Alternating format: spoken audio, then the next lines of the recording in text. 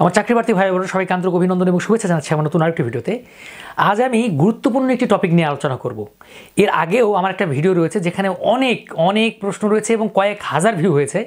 সেই ভিডিওটাকে আরেকটু খুব ভালো করে ক্লিয়ার করে দিব আপনাদেরকে। আমি অনেককেই কথা দিয়েছিলাম যে আমি আবার নতুন একটা ভিডিও বানাবো সেই বিষয়টি নিয়ে, আর সেটি হচ্ছে যে বোথ ক্যাডার, বিসিএসের বোথ ক্যাডার সম্পর্কে ধারণা।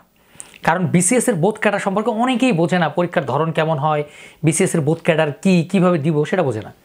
আমি কিন্তু আমার আগের ভিডিওতে বলেছি যে বিসিএসের তিনটি কিন্তু ক্যাটাগরি রয়েছে। একটি হচ্ছে যে বিসিএসের জেনারেল, তারপর হচ্ছে বিসিএসের টেকনিক্যাল বা প্রফেশনাল, আর একটি হচ্ছে বিসিএস বোথ।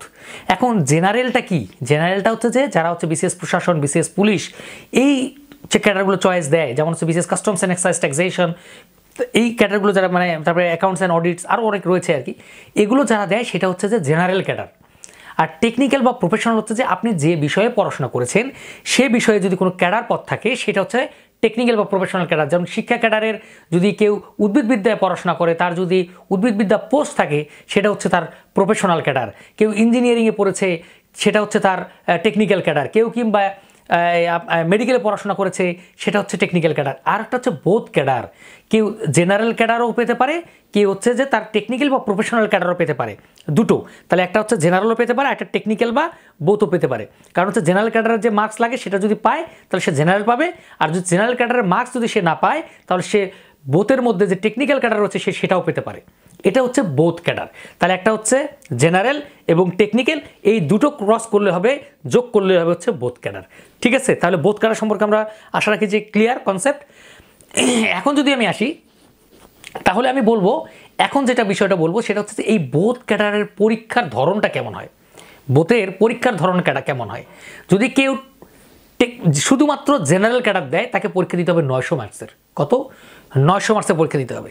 কেউ জেনারেল দিল না, শুধুমাত্র প্রফেশনাল ক্যাডার দিবে কিংবা টেকনিক্যাল ক্যাডার দিবে, তাকে পরীক্ষা দিতে হবে 900 মার্কসের। ঠিক আছে? তাকে কী দিতে হবে? 900 মার্কসের পরীক্ষা দিতে হবে। কেউ বোথ ক্যাডার দিবে তাকে সব ক্যাডারই দিবে, মানে সব 900 মার্কসের পরীক্ষা দিবে, তার সঙ্গে তার সাবজেক্টিভ 200 মার্কসের পরীক্ষা দিতে হবে। ঠিক আছে? তাহলে কি আবার বললাম, বোথ ক্যাডার যে দিবে সে 900 মার্কসের পরীক্ষা দিবে, তার সঙ্গে সাবজেক্টিভ, তার যে সাবজেক্টের রয়েছে পরীক্ষা, তার সাবজেক্টের আরও 200 মার্কসের পরীক্ষা দিবে। এটা হচ্ছে বোথ ক্যাডার সম্পর্কে ধারণা, কিন্তু একেবারে ক্লিয়ার কনসেপ্ট। তাহলে জেনারেল ক্যাডারের জন্য কি দিতে হবে আমাদের?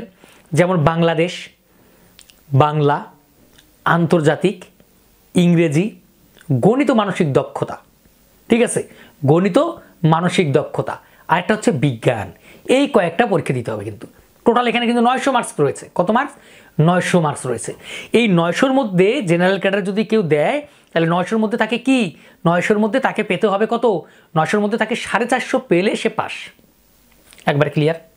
তাহলে আমাদের 900 মার্কসের মধ্যে কত পেতে হবে জেনারেল ক্যাডার জন্য? 450 মার্কস। তাহলে সেটা কি হচ্ছে? বাংলা, ইংরেজি, বাংলাদেশ বিষয়ে বলি, আন্তর্জাতিক বিষয়ে বলি, গণিত, মানসিক দক্ষতা, বিজ্ঞান। ঠিক আছে? আর কিন্তু নাই, কিন্তু আপনাকে আর কিছু পরীক্ষা দিতে হবে না। এখন কথা হচ্ছে, যখন আপনি জেনারেল ক্যাডার দিবেন তখন এই সাবজেক্টগুলো পরীক্ষা দেওয়ার সঙ্গে সঙ্গে আপনাকে আপনার সাবজেক্টিভ আর 200 মার্কসের পরীক্ষা দিতে হবে। আপনার যে সাবজেক্ট রয়েছে সেই সাবজেক্টের 200 মার্কসের পরীক্ষা দিতে হবে। তাহলে কত হলো? 900 এবং 200 কত? 1100। ঠিক আছে? 900 200 1100 না?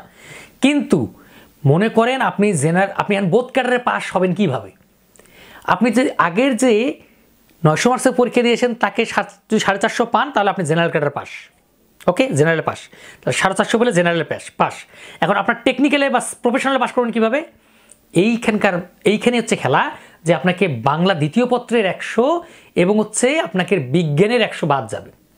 বাদ যে এই 200 মার্কস কভার করবে আপনার সাবজেক্টিভ থেকে 200 কভার করবে। এই যে সাবজেক্টিভ থেকে 200 কভার করলো, তাহলে এখানেও কিন্তু দেখেন ওই 200 বাদে সাবজেক্টিভে হয়ে গেল আপনার কত? 900।